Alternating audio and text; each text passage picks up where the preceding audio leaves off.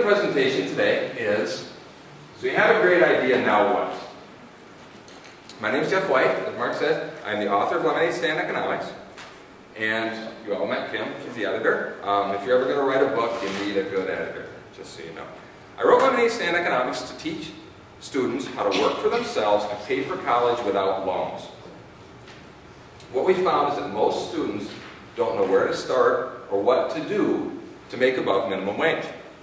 $7.50 an hour is not going to pay for college. When I was a high school and college student, I made $50 an hour working for myself. And that's why I'm up here talking to you today, because you can do that too, you just need to do some certain things. Lemonade Stand Economics is not just your typical how to start a business book. Lemonade Stand Economics starts with the end in mind, and the end is paying for college without loans. We're not starting the next corporate empire. And we're not necessarily starting a business that you're going to run for the rest of your life. Necessarily, it may happen. This is more about earning money and paying for college so that you don't have to graduate with a boatload of debt. So, what if you already have some student loan debt? Is it too late? It's not. You just don't want to take any new debt. So what if you graduate with $5,000 in student loans? It sure beats $20,000 in student loans. That $15,000 will make a huge difference when you graduate.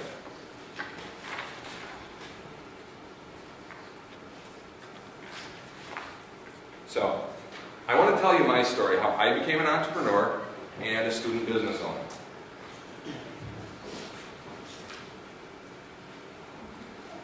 My story started in the mayor's chair. I was a freshman in high school, and I took a summer job working for Rochester Window Cleaning. I'm from Rochester, New York. And my job was to clean windows all day. I'd go out with a crew, and actually I really enjoyed it. You're outside, it's kind of like landscaping. You're outside all day, and you're just cleaning some windows. I did that for a whole summer, and then the next year I went back and worked for them again. But halfway through the year, things changed a little bit. I was standing in the mayor's chair. We were cleaning the windows at the mayor's office, and I was standing on his chair behind his desk, which you're really not supposed to do, but I was doing that. Didn't have a ladder with me. And I'm cleaning the window, and the office girl peeks her head in and goes, "Do you do house windows on the side?" I'd never thought of it. Never thought about that at all. I said, sure. And I'm pretty sure that's exactly how I said it, because I had never really thought about that before. So she wrote down her address and said, "Oh, come by my house tonight and give me an estimate." And I said, okay. So I drove out there afterwards and walked up to the house and realized I had no idea how to price a job. I knew how to clean windows. I was a really good window cleaner, but I had no idea how to price something.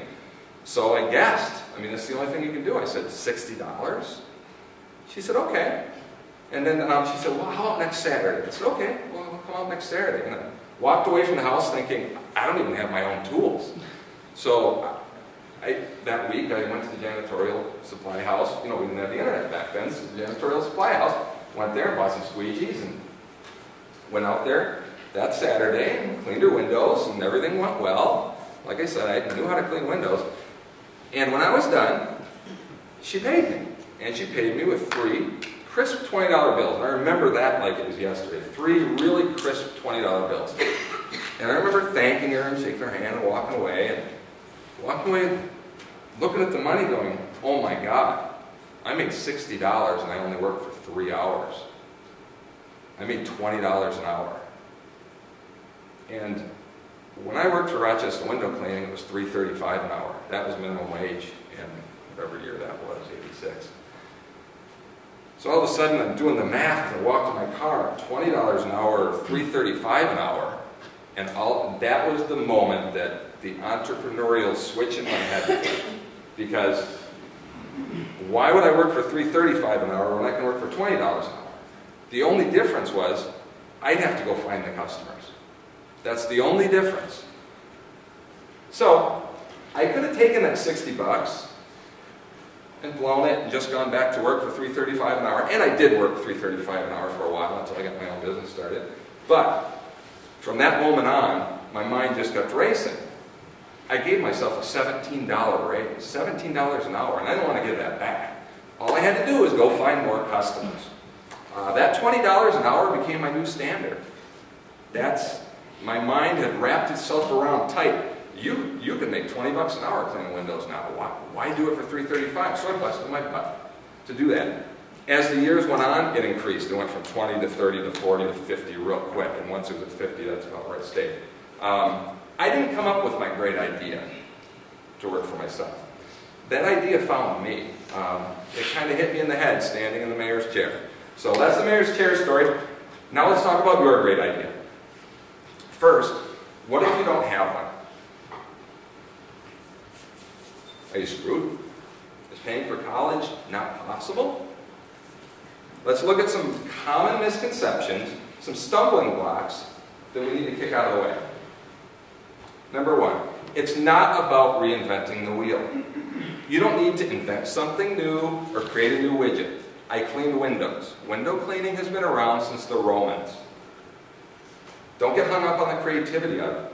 There's a lot of money to be made doing things like mowing lawn, tutoring, doing things like fixing computers. Cleaning alone is so huge in terms of dollars that just cleaning is a big one. The second thing I want to talk about, it's not about opening a storefront. That's a misconception. Everyone thinks they need to have a storefront. Well, guess what? Storefronts are expensive. So are the shelves, so is the cash register, so are all the employees that stock the shelves and run the cash register. That's all overhead. And my overhead as a window cleaner was a bucket of squeegees and a ladder. Keep it simple. Third stumbling block, it's not about starting the next Microsoft. A small business is a manageable business. Remember, you're in college. You have classes, you have projects, you have fun. This is about earning as much as you can to pay for college. Leave the corporate structure for later, maybe after college. So tonight I'm going to give you 6 things you need to do to make your idea pay for college. Keep in mind, the idea itself won't pay for college, but what you do with it can. Before I start, each of these things I'm going to tell you might seem like no big deal, and really alone they're not. But when you put them all together with a good idea, you've got something very powerful, and there's a lot of money to be made. First thing you need to do is educate yourself. Yes, you're sitting in school and now you need to educate yourself again. You need to learn everything you can about your business idea. What should you learn about? You need to learn about your competition. You need to learn about the marketplace, how much to charge, learn about successful businesses in that field, learn about failures in that field. If your idea sucks, you need to know about it now. You don't want the idea to suck once you've started and you've invested some money or you've put a lot of time into it. You want to know if it sucks ahead of time. As a college student, what resource do you have that I don't have? Anybody? Time? You probably have more time. Maybe. I don't know. Our illustrator, Robert, we saw, the UW Stuff Kid, he said it best. He wrote, you have so many more resources available to you as a student. People want to help you. Lots of them, for free. He's talking about your professors. Robert's owned the business for 4 years. This is how he says it. He says, you know, I hate accounting. And I totally agree with him, I hate accounting too. But he said, when I go to accounting class, I know what I want to learn. Because I have a business, accounting's huge when you own a business. When he went to his professor and said, you know, I got a business, and his professor now teaches him on the side about things that you really need to know that's more catered towards business. Those professors are there for you guys. And there's no reason you can't go up to them and say, hey, can you help me out with this? Teachers are teachers, and teachers like to help students. Knowledge will increase efficiency and reduce problems. The more you know, the sooner you know it, the better. What you don't know in business can hurt you. When things go wrong, many times it's because of something you're completely unaware of. Now I'm going to tell you the story about my failed painting job. I was a window cleaner. I had a window cleaning customer, and they said, "Hey, do you paint?" And I had painted a lot, actually. I could have been a painter as well as a window cleaner. I had painted walls. I had painted houses. I had never painted cabinets before, but they had some cabinets. They wanted their kitchen cabinets painted. So they said, "Can you do that?" I said, "Sure, I'm a great painter." So they hired me, and I came in. They weren't home, and I think I had a whole weekend to do it, if I remember correctly. They were out of town, and I removed all the cabinet doors. I labeled them so they could go back in the right spot. I took off all the hardware. I painted them. The painting went beautifully. They were painted beautifully. I put the hardware back on. I hung up all the doors. I went to show them, and they all went like this. Not one cabinet door shut. They all hit right there. And that's when I realized that I wasn't ready for that job. I was unprepared. I didn't have the right tools. I didn't have the right knowledge, and I was unprepared. So then the customers come home, and there are all their doors, and I really don't have the tools to fix it. All the doors needed to be cut, and long story short, they were really nice about it. I didn't charge them, although they did pay me some, just because I worked so hard on it, and some of the job was complete. They had to have a professional come in and fix it. The reason I failed is because I did not educate myself. I thought I could do it. Oh yeah, I can do it. Well, I couldn't. If I had known a couple more things, I could have done it right. The second thing, training. Why do you think training is so important? Because you need to get good at whatever you do. You practice, you rehearse, you do it until you're good at it, until you are great at it. The only reason I was able to charge $50 an hour as a college student cleaning windows was because I was a great window cleaner. It was perfect every time. In terms of training, training can be a tricky thing. Sometimes training's easy, sometimes you get paid for training. My training was at Rochester Window Cleaning. They trained me how to clean windows for an entire summer and a half before I went on my own. I was trained that way. I wasn't trained in the business world. I had to learn that on my own. If you can find a job that'll pay you to train you to do something on your own, that's important. Think about all the jobs you've already had. Can you use those skills to start your business? The third thing, if you end up reading Lemonade Stand Economics, there's a lot of marketing in the book. This is probably my favorite. What do you need to know to market effectively? You need to know as much about your customer as you possibly can. Who are your customers? Where will you find them? When will you find them? How do you find them? What do they want? You need to know what they want. What are some good ways to market that are cost effective for the student? Anybody? What's that? Facebook. Facebook, that's a good one. Anybody else? Word of mouth. Word of mouth. Okay, I'm just going to rattle off a few. You got student groups like this. This is a networking opportunity right here. You got Facebook, flyers, we're going to talk about flyers a little bit, networking, signs, Craigslist, referrals. Referrals are king. Let me tell you about how I used to market my window cleaning business. My marketing was a little blue sheet of paper, literally. I drew a window, hand drew it, wrote on there, residential window cleaning, free estimates, call Jeff White with my phone number on it. And my mother would copy them at work, and she'd copy them on blue paper for me. And my first idea was, I'm going to drop these flyers in the parking lot because I can hit 100 cars in about 10 minutes. Ran around and put them all underneath windshields, and I did it all over town. I didn't get a single call. Nothing. The reason why? I don't know who those customers are. They might live in an apartment with 2 windows. They might live an hour away. It might be a teenager driving their mom's car, and they can care less about window cleaning. That marketing didn't work. Then I started taking my flyers and putting them in the newspaper boxes, not the mailbox. You get in trouble for that. That's a whole other story. But you put it in the newspaper box in the neighborhoods you want to clean windows. And that worked. A lot of times I would put them in the same neighborhoods as maybe the couple jobs that I already had. And next thing you know, you're getting phone calls. Of all the marketing I did though, the flyers were great, it got things started. But what really was the most impactful was the referrals. every time I finished the job and I collected my money and thanked him for the business, I would ask him, do you know anyone else that might like their windows cleaned? Do you have a relative or a neighbor? And I can't tell you how many jobs I got out of that. Never leave the job without asking for more work, because they want to find you more work if they're happy with you. And almost every single time they wrote down either their sister's name or the neighbor's name. And I called them, they said, oh yeah, my windows are dirty. Next thing you know, I picked up another job. At that point, I'm working on cleaning windows and my customers are referring, they're doing my marketing for me. And that's where you want to get to. This one sounds obvious. Get to work. What do you think I mean by get to work? I mean bust your ass and get to work. No slacking. When you work for yourself, there is no slacking.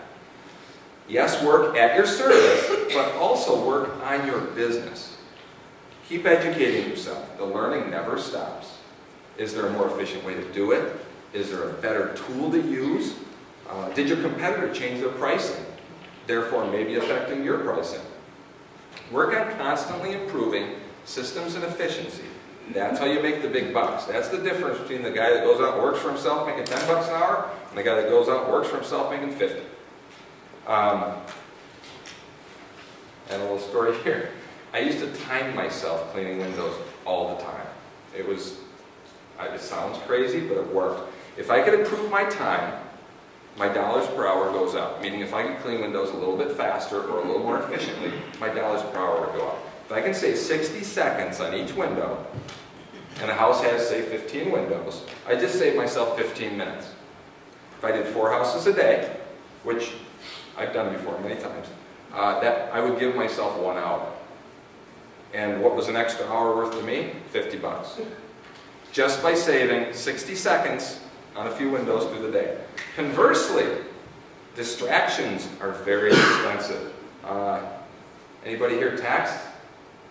Yeah, everybody? I do too. What happens if you text for 60 seconds at every window? Which is pretty easy to do with, the K's and oh my God and all that stuff. Yeah, then you just cost yourself 50 bucks. So watch your distractions. And it's not you usually that's distracted, it's your friends. Because your friends don't care how much money you're making. Here's another real obvious one. Do a good job. Why provide the best customer service available? Why? Pride. It's your business. What reputation do you want? The guy that does a good job or the guy that doesn't? Because it only goes 2 ways. A happy customer will refer you to others. If that one happy customer refers you to 5 friends and 3 of them hire you, all of a sudden you're just cleaning windows and your customers are marketing for you again. When I was cleaning windows for 50 bucks an hour, I was still getting tips.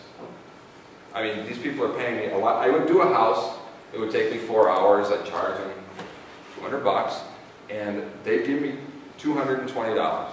They were tipping me because I was doing the extras. I would do the bathroom mirror for them for free. If I saw that they were bringing me groceries, I'd run out and I'd help them. If I saw them taking out garbage, I'd run and I'd help them. One lady, I remember I was doing the estimate, she had a Frisbee on her roof, and I look up and, most people don't have a way to get on the roof. So I said to her, I can jump up and grab that right now for you. I grabbed the ladder out of the car, ran up, grabbed it. It took me, 3 minutes. And she was so excited about that, she hired me right on the spot. And those little things make a huge difference. Because what did she do? She ran and told all of her friends. We have something in the book called the kid card. And I used to play that kid card. The kid card is, you're a college student, you're paying for college, and the customer likes that. They like it a lot. They want to help and do business with the enterprising young college student. They want to give you money, so take it.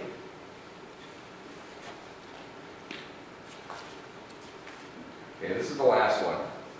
This separates the men from the boys. Seek other opportunities. What other opportunities could there be? With whatever you do, there will be other opportunities to make money. In the book, I call them side jobs. look for them, seek them out. They may not be the same thing as what you're doing. My side jobs were not window cleaning. They were painting, they were pulling carpet, there were so many things. It's important because every business has its seasons. There's slow times, there's busy times. As a window cleaner, spring and fall, you're swamped. In the winter, not so much to do. You need to be able to recognize those opportunities and go after them. I've got a real good example of a side job that came out of nowhere. I was cleaning someone's windows, and the neighbor comes over. This is quite common. You're cleaning windows, and the neighbor comes over and says, "Hey, give me an estimate on my house." Okay. So I run over there and I do the estimate, and she goes, "Well, I really want you to come on Friday because my daughter's getting married on Sunday, and we're having a reception in our backyard." And I was one of those kids that was looking for opportunities all over the place. I grew up with a single mom. I needed the money. I had to pay for college myself. So I ran over there, and I looked at her house. She said, "Oh, can you come on Friday?" I said, "Yeah." I said, "Do you need any help on Saturday setting up for the reception?" And she goes, "You know, that's not a bad idea." She goes, "Why don't you come over?" And I can't remember, 8, 9 o'clock in the morning. It was early. She said, "Come over and we'll see if we got something to do." I was there all day. They paid me, I can't remember how much she paid me, it was by the hour. She fed me.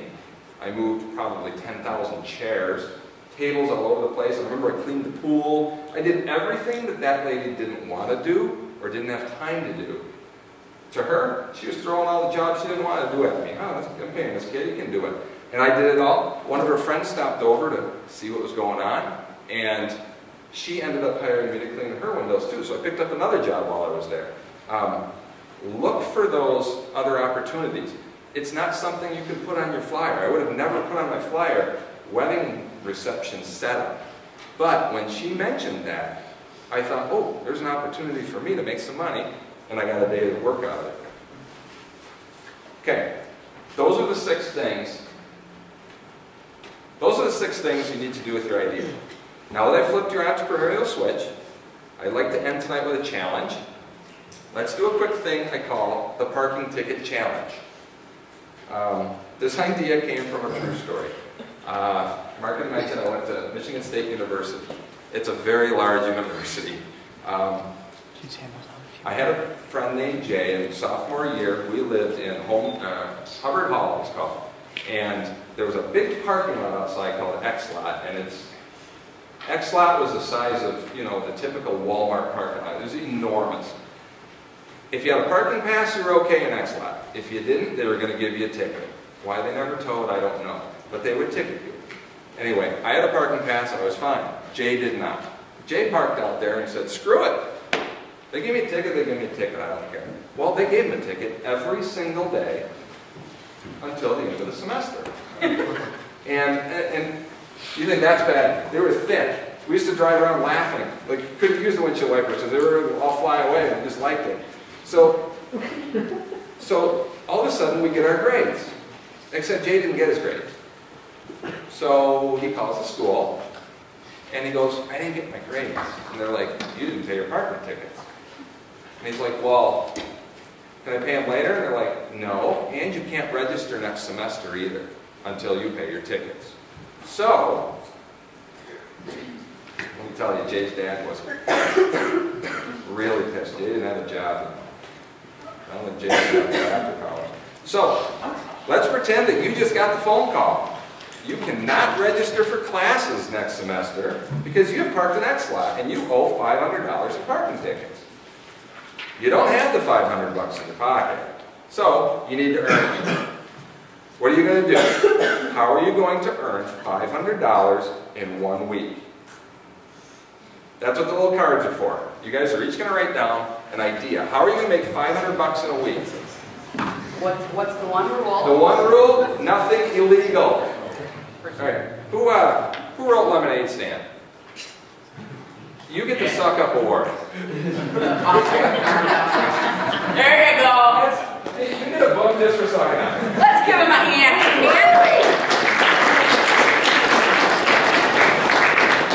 Can you make some money with a lemonade stand? Sure. You can make $500 a week? Probably not. These are 3 really good ones. There was a lot of entries about things related specifically to your area. A valet service for people who don't have a parking pass. valet service for drunk people, food for drunk people. You obviously know your demographic. After saying that, That's a good one. okay, I'm like the guy in my group of friends that everyone passes the new idea to for obvious reasons. I had an attorney friend of mine call me one day, dead serious. Geof, I want to start a taxi service that a college kid could do. Just, he would be connected with a bunch of local businessmen. When they go out drinking and whatever, they would call the college student. The college student would go in a scooter to his vehicle, put the scooter in the trunk, and then drive the guy's car back. Because the problem is to go pick someone up and take them, then their car is stuck at the bar. So they would drive in a scooter, put the scooter in the trunk, and then drive their car home and then scooter back. He's like, this is a viable option. So write that down. This is the funny part of this story, okay? This attorney's wife is from England. And he had this great idea. I mean, like, he's ready to go with it. And I'm like, okay, you got a couple issues going on here. Number one, winter. Do you ever try scootering in February? Not to mention a couple other liability issues that are pretty big. Anyway, he's like, it's such a great idea, it's such a great idea. I'm like, okay, well, first of all, I'm not taking on new ideas right now. I'm writing a book. I got enough to do. He goes home and he tells his wife this idea. And she goes, oh, you know, my high school boyfriend did that in the Philippines, and he made $1 million.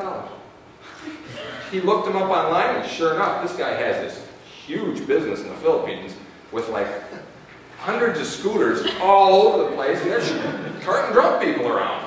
And anyway, it hasn't happened here, but that's not a bad idea. There's some liability issues. I see a lot of stuff in here about hot dog stands for drunk people, valet services for drunk people, sandwiches for drunk people. Well, you know, the drunk people business does. So you're on a college campus, you might have a few intoxicated individuals. Okay, somebody take care of that. We have a couple of good ones. We're just talking a couple of things about it. This first one, I would start a cupcake stand and hand out cupcakes around campus for $1 each and offer to make birthday special occasion cakes for their friends as a congrats or happy birthday cake, special occasions cake for $5 to $10. Who's that? What is it? Yeah, that's a good one. That's a good one. Now, let's talk about Cupcakes it. are hot. Is it realistic? Yeah, You can make some cupcakes. Yep. Where are you going to have the problems? Marketing, I think you're going to do okay with that. You just need the cupcakes and drunk people. Drunk people like cupcakes. Where's the problem going to lie in this? It's going to be $500 in a week. If you went the whole year with this, darn good idea. Because you know what? What do you do? Okay, all the guys in the room. What are you doing? It's your girlfriend's birthday and you got about $10 in your pocket.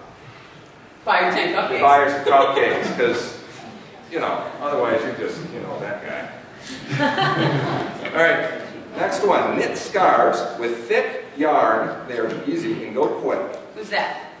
Who's that? That's a good one. That'll make money. We got to find the right customers, though. What I liked about that one is that she knew that the yarn was thick and it would go faster. Right. It's February in Wisconsin. Right. I'm saying scarves. You know what you do? You show up at a couple of old folks' homes. You say, look what I'm selling, and you're going to sell out quick. Brianna, we talked about, sells the blankets, and I'm talking a lot of blankets she sells. They're very, very thick. Brianna went with quality versus really chintzy stuff. The reason it works for her, she's 10 years old. What do people expect from a 10-year-old? They expect a project at home, a doily, whatever. No, she's giving you a thick quality blanket. Quality is huge when you're selling something. And she does scarves too because they're so... She'd cut her overhead because you can make 4 scarves out of the same thing as one blanket. And she charges twice as much for the scarves, so she makes twice as much on that same yardage. Right. I don't think you're going to have the drunk demographic as much. Although, you know, drunk guys with money, they might buy something you never know. Okay. Find some small companies in the area by asking professors, friends, etc. Ask if they need some marketing advice or materials, brochures, etc., and charge $20 an hour. Yeah. Who's that? Whose is that? Oh, the girls just kick butt today. Yeah. Round of applause for the girls. You got it. By the way, when we first started looking for kids who had started businesses, at first we found a couple boys, And now that we've found a whole bunch of them, the girls are outweighing the boys at this point in numbers. Okay, this right here is a great idea. It's a fantastic idea. This is something you want to run with. You want to expand on it a little bit? I do own a business. I own Valley Window Cleaning up in Appleton. We're a very large window cleaning operation. If somebody came to my door and said, "Can I help you with your marketing?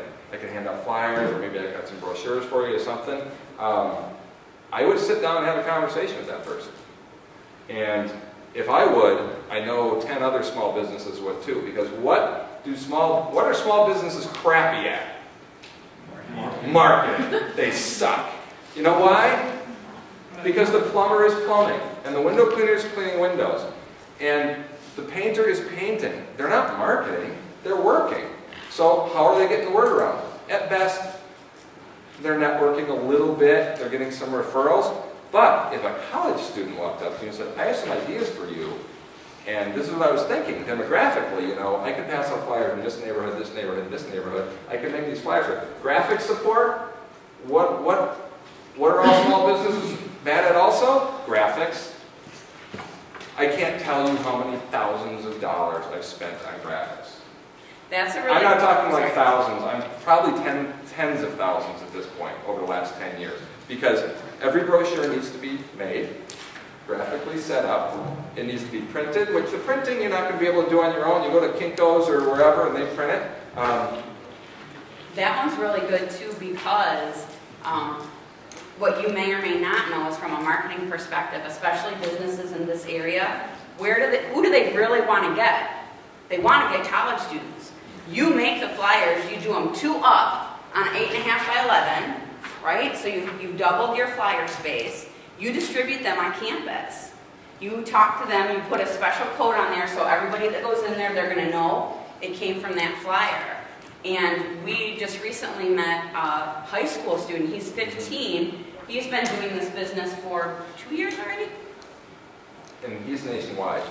He's got kids all over the country, and what they do is they email a flyer, download a PDF, print them, and he's got large and small companies that are paying people to distribute those flyers.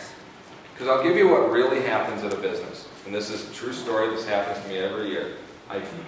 Winter's slow for the window cleaner, and then as soon as spring hits, we're just crazy, crazy busy.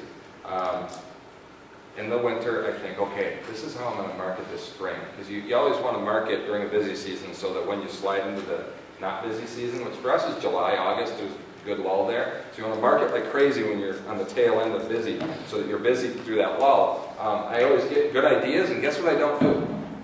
I don't follow through with them. Why? Too busy. So when you show up and say, when you get busy, I'd love to help you with this, the business owner's going to go, that's smart. Because at that point, what do you do when a business owner's really busy? What's great? What does he not negotiate so much? How much he's going to pay you. Because when you're busy, you have cash flow. If you come see me on February 25th, the window cleaner doesn't have any money in his pocket. Come see me at the end of June, I got stacks of cash. And if it's going to market for summer to make me a little bit more money, I'm going to do it. So this idea, you want to run with that a little bit, because there is something there, and it's the potential. Now, for $500 a week, that's going to be a little tough. But you hit one good business, they may say, here's the deal, I want to do a marketing plan, and it's going to be a $500 plan, and we can't execute it until now. So is it realistic? It could happen in a week. It takes some selling, but that's a really, really good idea. Yeah, we got a whole stack of them. Really good ideas, and I think that's just way more good ideas. And catering to drunks is, yes, a demographic, so... I mean, if you're talking, we did get a couple... Taco Bell has made its living off of that. Yeah, exactly. A couple people said they would just sell the car. Sell the car, get the tickets, and they would get any more That's okay. tickets. Did we get any calling home to the parents? We did not. Excellent, good job. That too. You're not reliant on the parents. Yeah. Okay, so we're going to conclude here. This was a lot of fun. I hope you learned something from all of this. I've given you the 6 things you need to start with your idea. This is enough to jumpstart your idea, but it's just a taste of lemonade stand economics. I can't cram all 160 pages into a 45-minute CEO meeting. I throw a lot of information at you. I appreciate you guys coming out, and I'm going to stick around after to answer questions. And if you guys have great ideas, please bring them to me. We also have books for sale. Get you going down the right path to your debt-free degree. And thank you to Mark Busco for having me. You guys all please round of applause for Geof.